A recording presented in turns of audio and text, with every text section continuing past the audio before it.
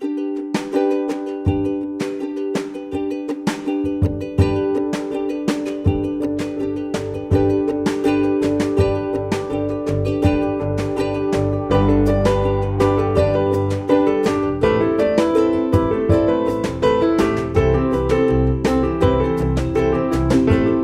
tenemos desigualdad en la brecha salarial, tenemos desigualdad en el acceso a cargos, a puestos directivos superiores, tenemos desigualdad en, digamos, la corresponsabilidad familiar. En España las mujeres cobramos un 23% menos que los hombres, en la Comunitat Valenciana esa cifra aún es mayor. S'atribueix a les dones determinades característiques o que estan més preparades per a determinats jocs i als homes per a altres.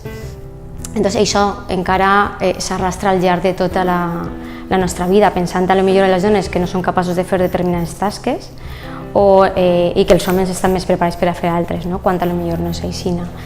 Que lamentablemente existe también diferencias entre precios para hombres y mujeres y según los últimos estudios probablemente las mujeres paguen un 7% más que los hombres en algunos elementos de la vida cotidiana, ¿no?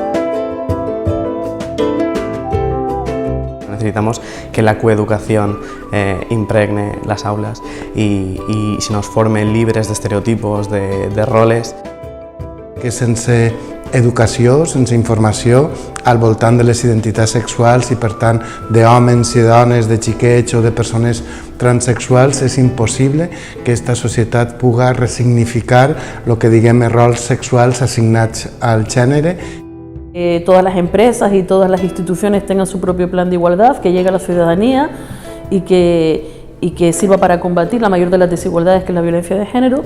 Y en el campo de la brecha salarial, pues es evidente que es necesario ya no solo el cumplimiento de la ley de igualdad, sino también poner en marcha una ley que combata las desigualdades salariales.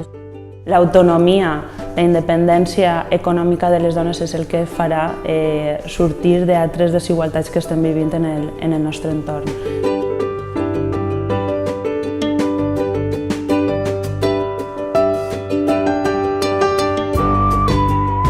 La mayor de las desigualdades es la violencia de género. Combatámosla entre todos, somos iguales. Som iguals, el teu privilegi, el meu salari.